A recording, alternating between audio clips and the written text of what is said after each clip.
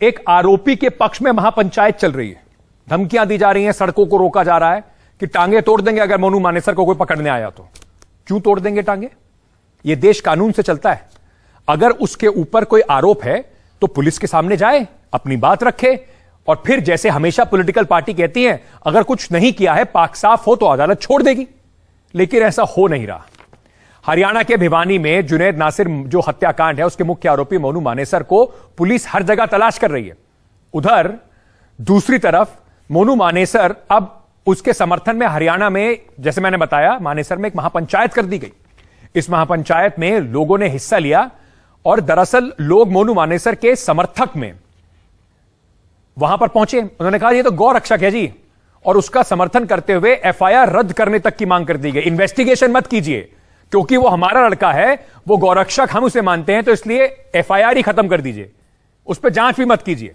इन लोगों ने सड़क को जाम किया और नारेबाजी भी की। बता दें कि मोनू मानेसर इससे पहले भी कई आपराधिक मामलों से जुड़ा रहा है।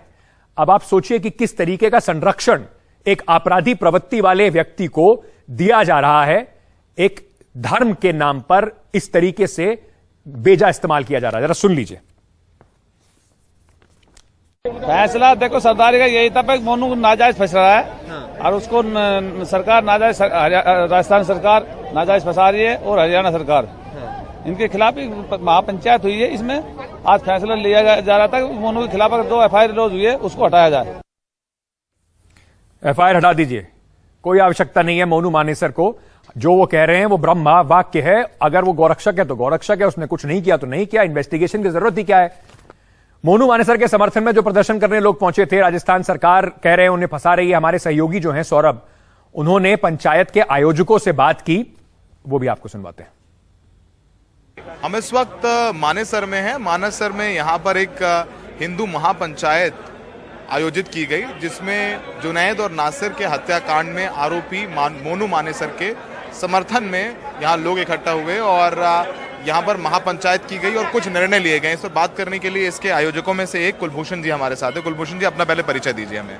कुलभूषण भारद्वाज, मैं यहाँ अधिवक्ता हूँ, बार एसोसिएशन गुरुग्राम का प्रधान रहा हूँ। कुलभूषण जी, इस महापंचायत को आपने क्यों आयोजित किया?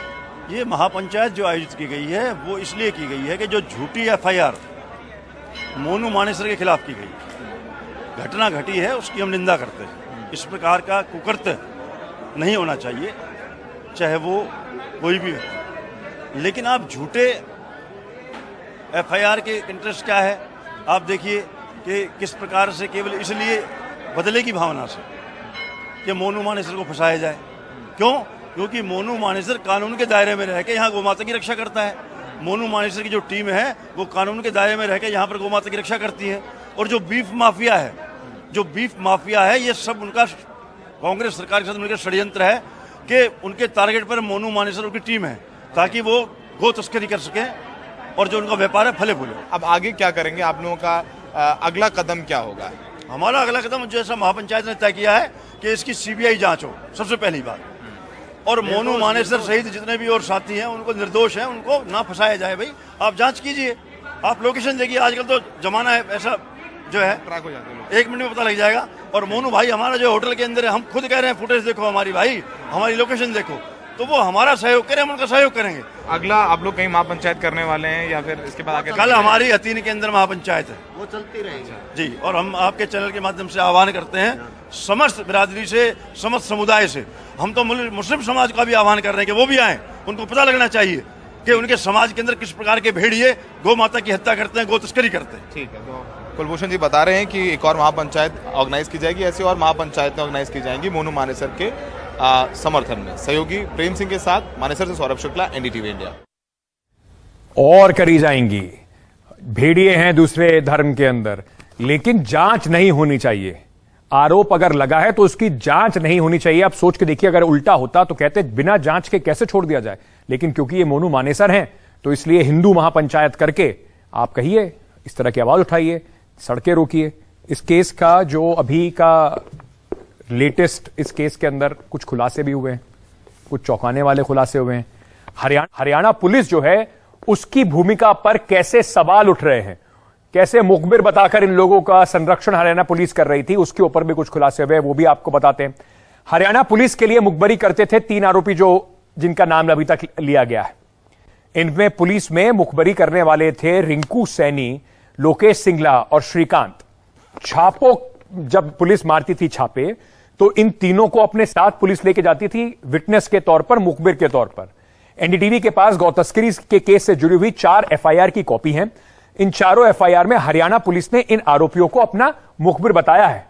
तो कहीं ना कहीं सवाल उठ रहा है कि क्या इसी वजह से इन्हें संरक्षण मिल रहा था। चारों एफआईआर हरियाणा के मेवात के फिरोजपुर जिरका थाने की हैं। अब आप पूछ रहे हैं कि मैं ये आपको क्यों बता रहा हूं। ये इसलिए बताना जरूरी है कि आरोप यह भी लगा है कि बुरी तरह से घायल जुनैद और नासिर को इसी फिरोजपुर जिरका थाने में लेके जाया गया था। अपहरण के बाद जब इनको पीटा गया, अधमरा कर दिया गया, तो इसी थाने में इन्हें लेके गए थे, जहां पर पुलिस वालों ने ना तो आरोपियों को पकड़ा, ना इनको अस्पताल लेके गए, बल्कि इनको वहां से भगा दिया कि इनको ले जाओ, यहां से राजस्थान ले जाओ इनको। वहां पर घायल नासिर और जुनैद जो हैं, वहां से उन्हें जाने के लिए कहा गया। उसके बाद उनकी जान चली गई और उनके जले हुए शव गाड़ी में मिले। अब पुलिस के ऊपर क्या यह सवाल नहीं उठना चाहिए कि आप इन लोगों को जानते थे, कैसे आपने इन्हें छोड़ दिया। एक अहम सबूत यह भी सामने आया है कि जो अपहरण के बाद आरोपी हैं रिंकू और लोकेश, जिरका थाने में इन्होंने फोन करके बात की थी, बताया था कि हमने इन्हें पकड़ लिया है। उसके बाद भी पुलिस ने कुछ नहीं किया।